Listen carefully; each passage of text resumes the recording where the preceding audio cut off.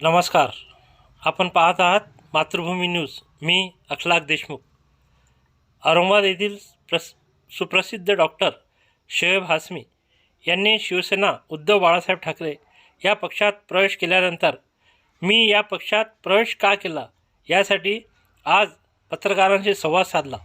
काय म्हणाले डॉक्टर शोएब हाशमी ऐका. जी, आज आप सब लोग यहाँ पर आए हैं, इसके लिए आप सबका बहुत बहुत शुक्रिया.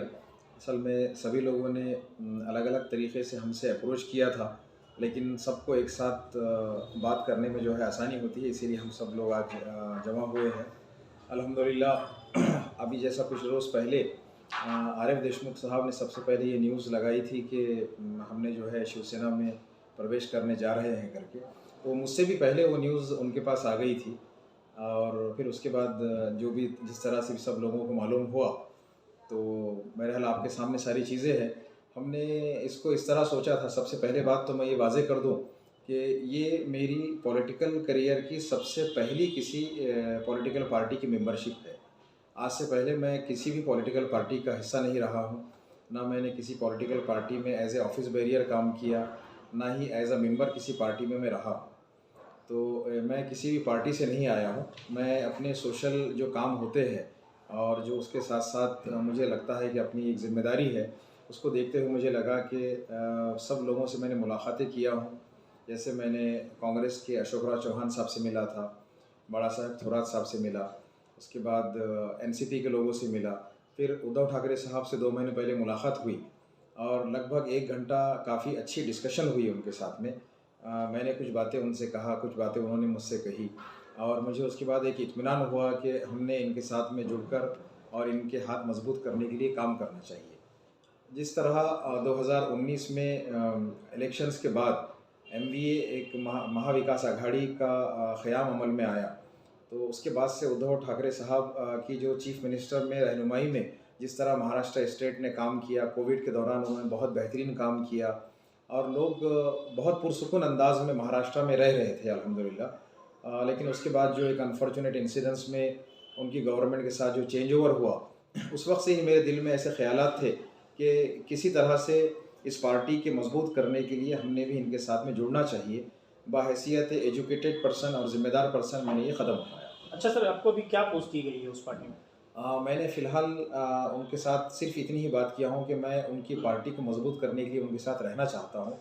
हो सकता है मुझे कोई ज़िम्मेदारी ऑफ़र करेंगे और मैं सोचूंगा कि कुछ लेना है या नहीं लेना. आने वाले वक्तों में आपको लगता है ऐसे कि एमएलए के लिए आपको चुने औरंगाबाद शहर से? मैंने कहा कि अभी तक मैंने ये कोई भी बात डिसाइड नहीं किया हूँ, ना ही मुझे कोई ऑफ़र दिया गया, ना मैंने कोई डिमांड किया. अच्छा, अभी तक कोई डिमांड वगैरह आपकी बात नहीं हुई? मेरी तरफ से मैंने कोई डिमांड नहीं. सर, अभी आपने ये कहा है कि आप किसी पार्टी के मेंबर नहीं रहे थे, लेकिन पिछले विधानसभा इलेक्शन में जो है आप इच्छुक में थे एमआईएम से. ये अखबारों में भी खबरें आ चुकी है, ऐड भी छप चुकी थी उस टाइम में, और आप इससे इनकार कर रहे हैं. मैं लेकिन उस वक्त भी उस पार्टी का मेंबर नहीं था. टिकट मांगे थे आपने उससे? जी, मैं कभी भी किसी चॉइस किया. भाई मैंने आपसे जैसे कहा हूँ कि महाराष्ट्र स्टेट के लिए जहाँ नुमाइंदगी की ज़रूरत है, वहाँ पर शिवसेना, एनसीपी और इंडियन नेशनल कांग्रेस, ये तीनों पार्टी का जो एक समीकरण और एक जो जमात बनी हुई है, ये गवर्नमेंट फॉर्म करने की पोजीशन में है और हमको एक मेन धारा में चलना चाहिए. डॉक्टर साहब, अभी इसके अपोजिट एक सवाल मेरा ऐसा रहता है थोड़ा सा. आप जिस पार्टी में अभी भी गए हैं, जिस पार्टी को आपने चुना है, मुस्लिम समाज में इसका चेहरा थोड़ा सा अलग बताया जाता है. ये तो आपको अच्छे से पता है. जो जिस वक्त का माहौल जो चल रहा है, जातिवादी का जो माहौल चल रहा है, मस्जिद मंदिर को लेकर जो सियासत चल रही है, ऐसे वक्त में आपने ऐसी पार्टी क्यों चुनी, जबकि आपको पता है कि जिस आप इंस्टीट्यूशन से आते हैं, आप एक मुस्लिम समाज से आते हैं, तो आपको क्या लगता है मुस्लिम समाज भरोसा करेगा उस पार्टी पर? सबसे पहली बात तो मैं आपको एक बात समझाना चाहूँगा. इसी वजह से मैंने पार्टी ज्वाइन किया कि आपस में जो नफ़रत पैदा करने वाली बात चल रही है, ना कि औरंगाबाद महाराष्ट्र बल्कि पूरे हिंदुस्तान में हिंदू और मुस्लिम अलग अलग, मैं नहीं मानता हूँ कि इंसानों को अलग अलग हिस्से में डिवाइड करना चाहिए. सबको साथ लेकर चलने के लिए आपको सारी पार्टियों को साथ में आना ज़रूरी है. सब लोगों ने साथ में काम करना चाहिए. आप किसी से अलग होकर कट कर ये काम नहीं कर सकते हैं. जहाँ पर आपको समझ आता है कि मेजॉरिटी माइनॉरिटी हर तरीक़े से. मुझे आप ये बताइए कि क्या आपके कारोबार में हिंदू और मुस्लिम होता है? बिज़नेस में कहीं हिंदू मुस्लिम नहीं है, दोस्ती में कहीं हिंदू मुस्लिम नहीं है, ताल्लुकात में कहीं हिंदू मुस्लिम नहीं है।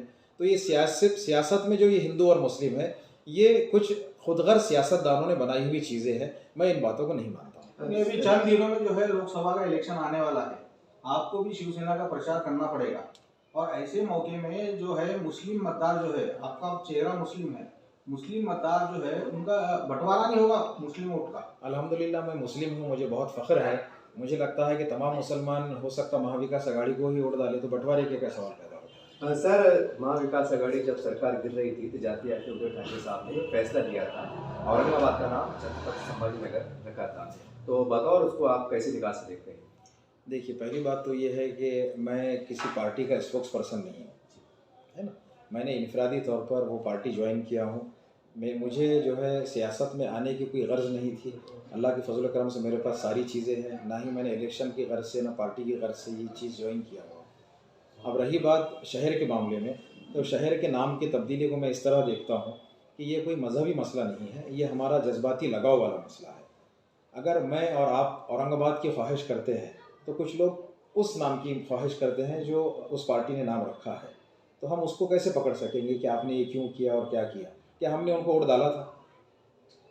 क्या हमने डिमांड की थी? 2.5 साल जब वो गवर्नमेंट रही, तो क्या उस गवर्नमेंट में कोई मुसलमानों का वफ्द जो औरंगाबाद नाम चाहता था, किसी ने नुमाइंदगी करके उस वक्त के सीएम उद्धव ठाकरे साहब से बातचीत की थी कि आप ये नाम की तब्दीली ना करें? हुई थी बात ऐसी? मेरी नज़र में भी नहीं, आपकी नज़र में भी नहीं। मुझे ऐसे लगता है कि हमारे पास जो क़यादत की कमी है, इस बात के लिए ही हम जैसे लोगों को, समझदार लोगों को एक मेन धारा में आने की बहुत सख्त ज़रूरत है। हो सकता अगर मैं उस वक्त पार्टी में होता तो मैं ये बात उनके सामने रखता कि हमारे जज्बात मजरूह हो सकते हैं, आप इस तरह ये काम ना कीजिए। हो सकता वो ये बात मान लेते। सर, अब शिवसेना के हिंदुत्व, बीजेपी भी हिंदुत्व का नारा लगाती है और उद्धव ठाकरे साहब भी हिंदुत्व का नारा लगाते हैं। शिवसेना के हिंदुत्व को किस निगाह से देखते हैं आप? मेरी जो बातचीत उद्धव साहब के साथ में हुई है, मुझे लगा वो बहुत ही बेहतरीन और जेंटलमैन इंसान है। मुझे नहीं लगता है कि किसी तरीके से कोई मज़हब में तफरीक़े की कोई बात हुई। ये खासदार जो कार्यकाल हुआ है, अभी 5 साल पूरे होने वाले हैं, तो उनके काम को कैसा देखते हैं आप? वो इम्तियाज़ साहब जवाब दे सकते हैं। आपकी एमएलए या एमएलसी के ताल्लुक से कोई बात हुई है ठाकरे साहब? मैंने पहले आपसे कहा कि अल्हम्दुलिल्लाह मुझे किसी चीज़ की ज़रूरत नहीं है। आप अगर मेरा बैकग्राउंड जानते हैं, तो मुझे नाम, शोहरत, दौलत, अल्लाह नज़र बद से बचाए, मुझे कोई चीज़ नहीं चाहिए। ना ही मैंने डिमांड किया, ना मेरी ख्वाहिश है। मेरी ख्वाहिश ये है कि जो एक रिफ्ट, एक जो दूरी पैदा हुई है 2 मज़ाहिब के बीच में, उसको दूर करने के लिए हम एक ब्रिज का काम कर सके, हम सब लोग साथ में रहें। मैंने पहले भी कहा कि हमारे माशरे में हम दोस्ती में और बिज़नेस में हिंदू मुस्लिम नहीं करते हैं, सिवाय सियासत के। सर, ऐसा समझा जाए कि आपको अगर टिकट ना मिला एमआईएम का, जो आपने टिकट मांगा था, उसकी नाराज़गी है कि आप शिवसेना पार्टी में ज्वाइन? मेरी किसी किस्म की किसी से कोई नाराज़गी नहीं है। मेरे जो दोस्त पहले थे वो आज भी है और इंशाल्लाह आगे भी रहेंगे। जैसे देशमुख साहब ने कहा कि पार्लियामेंट के इलेक्शन होना है आने वाले वक्तों में, अब देखते हैं कि महाविकास आघाड़ी को अगर यहाँ से जगह छूटती है तो आपको उनका काम करना पड़ेगा।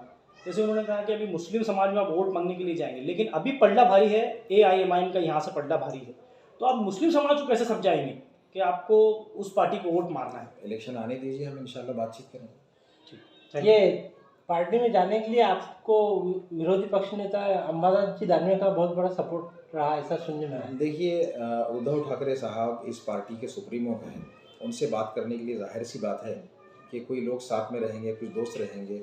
और एक बात मैं ऐड करता चलूँ कि मेरी दोस्ती हर पॉलिटिकल पार्टी के हर बड़े लीडर से और मिनिस्टर से ही, ये आप गाहे बगाहे सोशल मीडिया पर देखते हैं, तो सबसे बातचीत होती है, सबसे दोस्ती है। इसमें कोई मैं ये तू की बात नहीं है। जहाँ तक बात इम्तियाज़ साहब की इन्होंने की है, वो मेरे बड़े अच्छे दोस्त हैं, काफ़ी दिनों से है, वो भी यही कहेंगे, मैं भी यही कहूँगा। उनके अलावा सारे लोग, एमआईएम के लोग, हर पार्टी के लोग, समाज के लोग, यानी दोस्ती और रिश्तेदारी में, मुलाकात में पार्टी नहीं देखी जाती है। ये इनफरादी फेल है, अपनी अपनी आइडियोलॉजी है ना। हर पार्टी में हर इंसान हो सकता है। मैंने जब से इस पार्टी में शमूलियत इख्तियार किया, मेरे अनाउंसमेंट के बिना मुझे अब तक कम से कम 500-700 लोग अब तक मिल चुके, मुबारकबाद दे चुके हैं। अल्हम्दुलिल्लाह बड़ी खुशी से मिल रहे हैं और यही तासुर सबका है, मैसेजेस के ज़रिए। इलेक्शन के टाइम पे आपने शिवसेना ज्वाइन की, तो इसे क्या समझे, कैसे देखते हैं? नहीं, ये ऐन इलेक्शन वाला मामला नहीं है। जिस वक्त मुझे महसूस हुआ कि हमने अपनी जिम्मेदारी निभाना चाहिए, ताकि हमारे मज़हब की, हमारे कौम की और हमारी सोसाइटी की नुमाइंदगी हो। जैसे मैंने आपसे क्या कहा कि औरंगाबाद का नाम जब चेंज हुआ उस वक्त अगर हमारी नुमाइंदगी होती तो शायद सीन कुछ और हो सकता था। नहीं, आपके प्रवेश के बाद ऐसे कुछ चेहरे हैं कि मुस्लिम के बड़े शहर में जो आना चाहते हैं शिवसेना में, कोई संपर्क किए होंगे? बहुत सारे लोगों ने मांझी कांटेक्ट, नगर से हुआ?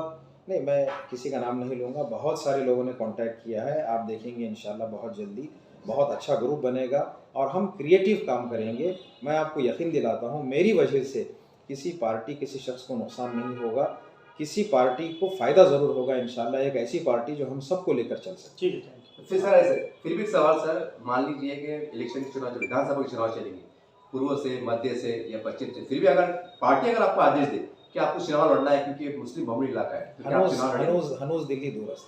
मुस्लिम रिजर्वेशन की बातें हो रही है मराठा आरक्षण के साथ, मुस्लिम रिजर्वेशन, तो इसको कैसा देखते हैं? आपकी पार्टी दे सकती है भविष्य में सत्ता में आने के बाद? बेशक अगर हम सब साथ मिलकर काम करें और हम महाविकास आघाड़ी को अगर सत्ता में लेकर आते हैं तो हम उनसे मांगने की ताकत भी रख सकते हैं। अगर हम कोने में अकेले 1-2 आदमी खड़े हैं और दूसरी साइड में 286 लोग खड़े हैं, 288 की जो असेंबली है, हम 2 हैं और बाकी 286 है, आप कैसे मांगेंगे?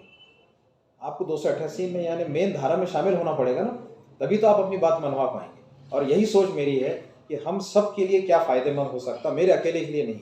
वल्लाहु आलम, मुझे ज़रूरत नहीं नहीं, है। आपने बोला 288 होने के लिए टिकट भी देना पड़ेगा पार्टी को। कितनी पार्टियां मुस्लिमों को टिकट देती है? मैंने कहा अभी कि मैं स्पोक्स पर्सन भी नहीं हूँ, डिसीजन मेकर भी नहीं हूँ। 2 ही तो दिन हुए हैं।